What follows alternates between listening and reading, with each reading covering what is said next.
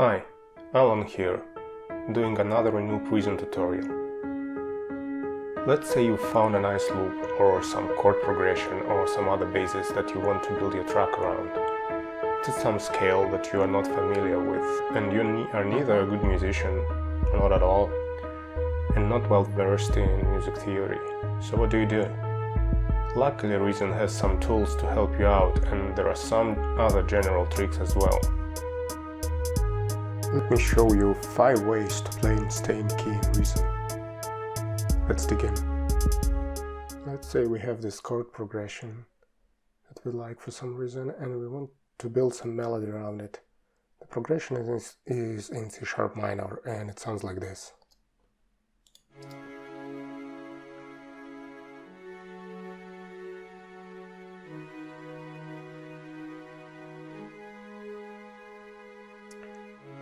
A little side note, in my other life I am a software developer, and I've been developing in the C# language for many years, hence the choice. Anyway, you can easily Google the notes of the C# minor scale. They are C#, D#, E, F#, G#, A, B, and back to C#. Here's what it sounds like.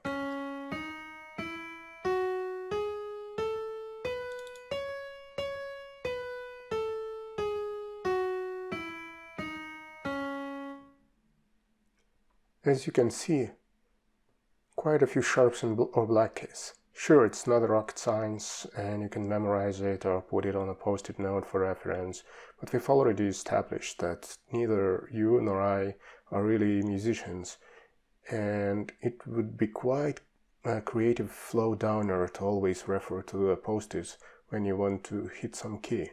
So let's cover some ways Reason can help us.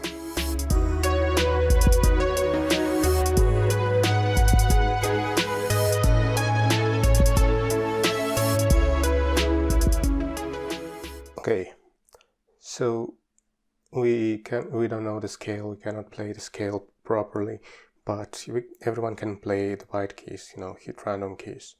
The key here is to play the right set of white keys. So for the major scale, the scale that has all the white keys is C major, but we are playing in minor, so that one would be A minor. So the scale sounds like this.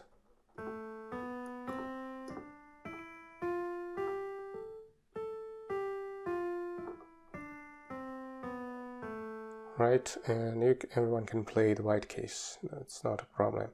So we'll be playing in A minor, and then we will transpose what we've played to the C# minor, that the key that we want. So let's mute our chords for now. And let's set some click and some pre-count, let's record some random stuff.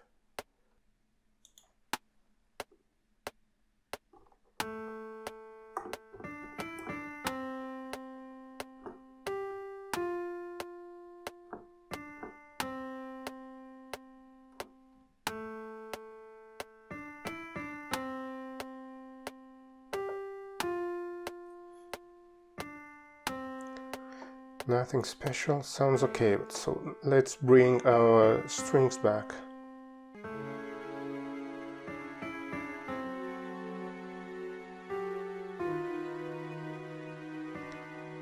This doesn't sound good, right?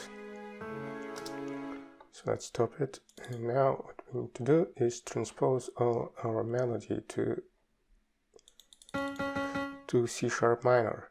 So let's count the keys from our current root, which is A, to C# minor. So it's 1, 2, 3, 4. So we need to transpose all of this by 4. Yeah. Let's try it now.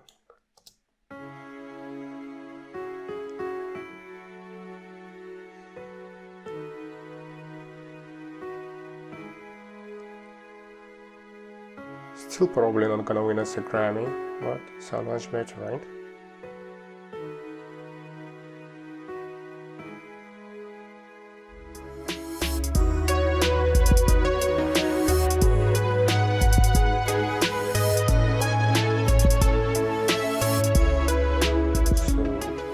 That was easy, but it's no fun, and it's pretty much useless because you would have to play your melody separately and then transpose it. You cannot play it along with your track because it's out of key. So let's see how we can fix that easily. So Reason has this thing called players. We have this player called Note Echo, so let's drag it in above our piano. Let's reset the device. Now we need to remove all the repeats and minimize the step length and remove the original key so it doesn't repeat. And here is a pitch knob that we can turn by the same amount, like as we counted before, like +4, to get from A minor to C sharp minor. So now let's try to record something random again.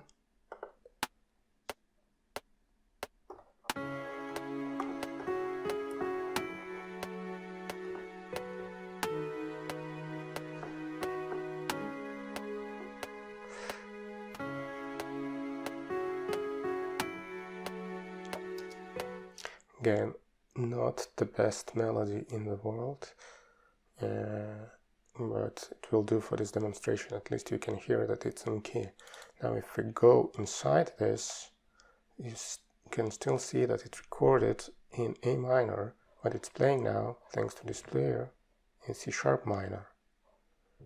So if you want to replace this with the actual notes that you hear, you can press this Send to Track button, right? And now if you go here, you can see that it's in C sharp minor.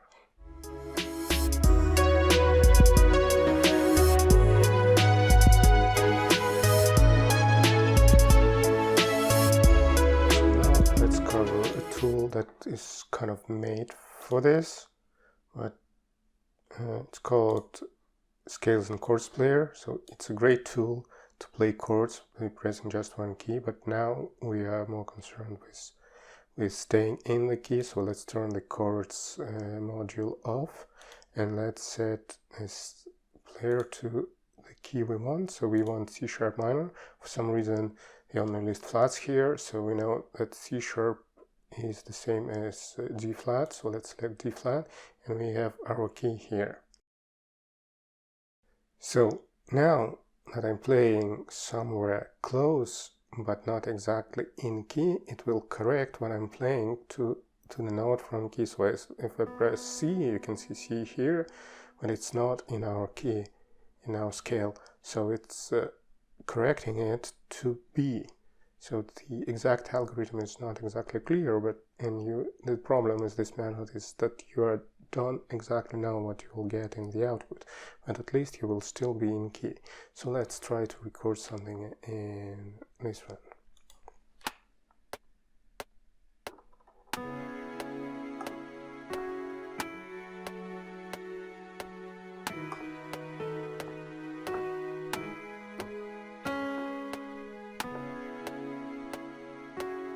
Again, not great, but in key.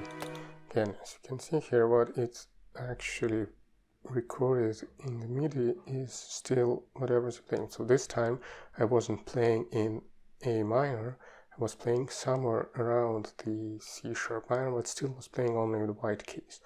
So this is what it recorded, and again, if you want to get what is actually playing in your MIDI, press this button, Send to Track, and now you go in here and you can see the notes here, you know, and play them.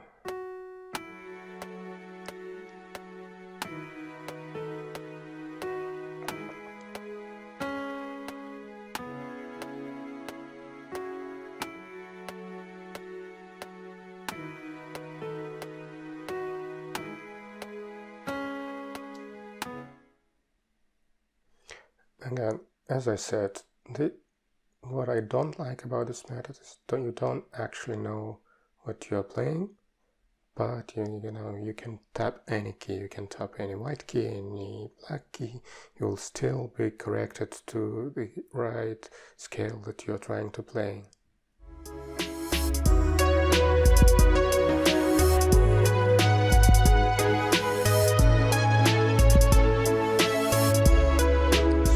now we are done with methods that do the work for us. Like, you know, you play whatever you want, you play however you want, and they just move you back in the key you want to be in. And now let's cover some ways that Reason can help us be in key but will not do the job for us.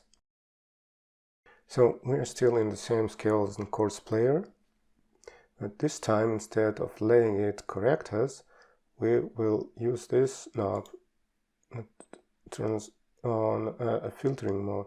So this time, if I'm playing a note that is not in the scale of C# minor, it will just not play it. It will block it. So let's try to record something.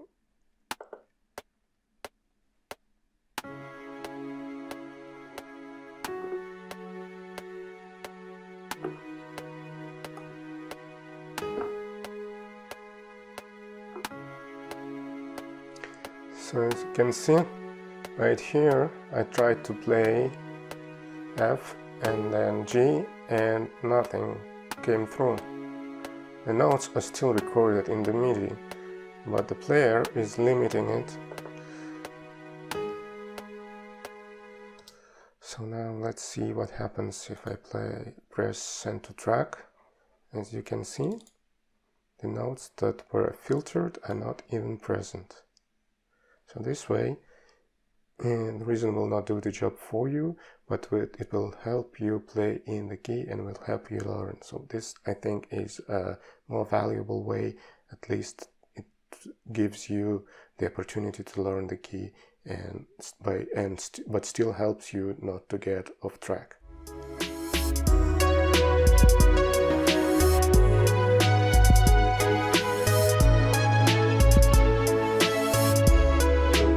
Final trick is meant to help you out when you want to key in your notes with a mouse or something like that.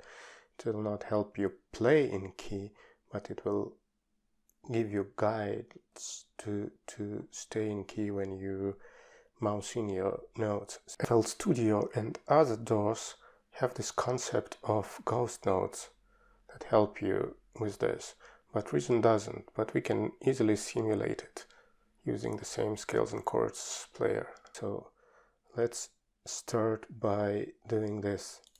Let's create a bar and go into the piano roll. Let's make it bigger and let's just enter some full bar notes on every single key for a few octaves.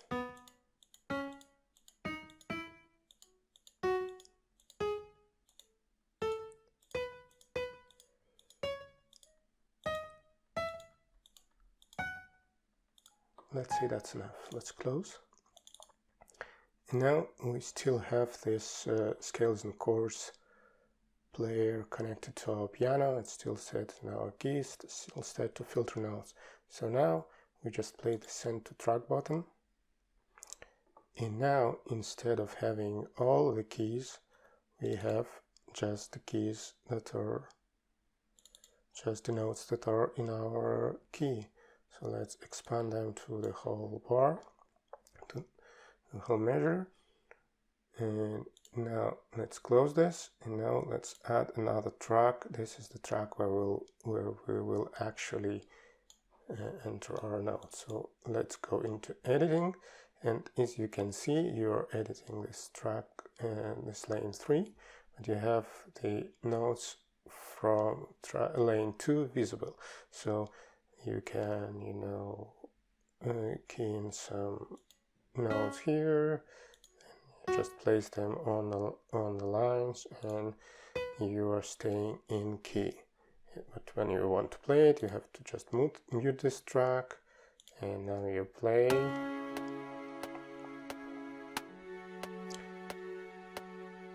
And it's still in key.